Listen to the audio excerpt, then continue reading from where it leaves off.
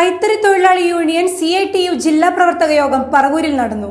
CITU ജില്ലാ vice president TR boss ഉദ്ഘാടനം ചെയ്തു. സംസ്ഥാന സർക്കാരിന്റെ കൈത്തറി സംരക്ഷണത്തിനായുള്ള യൂണിഫോം പദ്ധതിയും സ്തംഭനാവസ്ഥയിലാണ്. ഈ സാഹചര്യത്തിൽ അതിശക്തമായ സമരപരിപാടികൾക്ക് ഒരുങ്ങുകയാണ് തൊഴിലാളികൾ. ജനുവരി 14, 15, 16 തീയതികളിൽ തിരുവനന്തപുരത്ത് സെക്രട്ടേറിയറ്റിനു മുൻപിൽ സമരപരിപാടികൾക്ക് രൂപം നൽകും. സമരം വിജയിപ്പിക്കുന്നതിനായി പറവൂർ KR ഗംഗാധരൻ സ്മാരക ഹാളിൽ പ്രവർത്തക യോഗം ചേർന്നു. CITU ജില്ലാ വൈസ് പ്രസിഡന്റ് TR ബോസ് ഉദ്ഘാടനം ചെയ്തു. താലൂക്ക് പ്രസിഡന്റ് AS അനിൽകുമാർ അധ്യക്ഷത വഹിച്ചു. PS സജീവൻ സ്വാഗതം പറഞ്ഞു. TS Baby, TV Nithin, KA Vidyanandan, MK Venu എന്നിവർ സംസാരിച്ചു. ഉൽപാദന രംഗത്ത് ഉണ്ടാക്കാതെ പിടിച്ചു നിൽക്കാൻ കഴിയില്ല എന്നുള്ളത് സാമാന്യ ഈ മേഖലയായിട്ട് ബന്ധപ്പെട്ട് പ്രവർത്തിക്കുന്ന എല്ലാവർക്കും ബോധ്യമുള്ള കാര്യമാണ്. അപ്പോൾ നമുക്ക് പ്രതീക്ഷ നൽകുന്ന ഒരു സ്ഥാപനം നമ്മുടെ താലൂക്കിൽ തന്നെ വരുന്നുണ്ട്.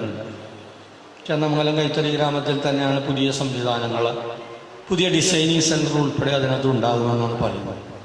അങ്ങനെയുള്ള പുതിയ ഡിസൈനിലുള്ള ഉൽപ്പന്നങ്ങൾ ഉണ്ടാക്കാനും ചന്ദമംഗലം കൈത്തറിക്ക് നിലനിൽക്കുന്ന ഒരു ഗുഡ്വില്ലുണ്ട്.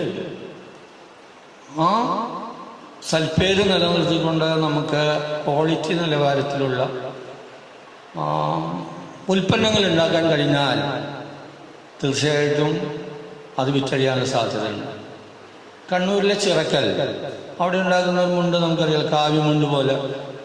അത് എക്സ്പോർട്ട് ക്വാളിറ്റിയാണ്, നല്ല മുണ്ടാണ്, നല്ല മേനയുണ്ട്, തൂക്കത്തിലൊക്കെ അതിൻ്റെ കുറവുണ്ടാവില്ല. അപ്പം അങ്ങനെയെല്ലാം ഉള്ള ഉൽപ്പന്നങ്ങളെ എന്ന് വെച്ചിട്ടുണ്ടെങ്കിൽ ഡിമാൻഡ് അനുസരിച്ചിട്ട് ഉൽപ്പാദനം കഴിയണം. സമൂഹത്തിൻ്റെ ഡിമാൻഡ് എന്താണ്? പഴയ പോലെ നേരിയത് മുണ്ടും മാത്രം മതിയോ?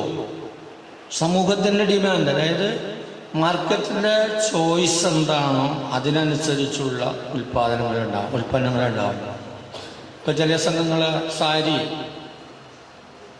നെയ്യാൻ വേണ്ടിയിട്ട് തീരുമാനിച്ചു, അത് മെക്കനൈസ്ഡ് യൂണിറ്റിലേക്ക് കൊണ്ടുവരുന്ന കാര്യത്തെക്കുറിച്ച് ആലോചിച്ചു. അപ്പം മാറി വരുന്ന കാലഘട്ടത്തിൽ സ്വാഭാവികമായിട്ടും കൈത്തറി രംഗത്ത് വരുത്തേണ്ട വൈവിധ്യവൽക്കരണത്തിൻ്റെ ഭാഗമായിട്ടുള്ള ഭാഗികമായ യന്ത്രവൽക്കരണം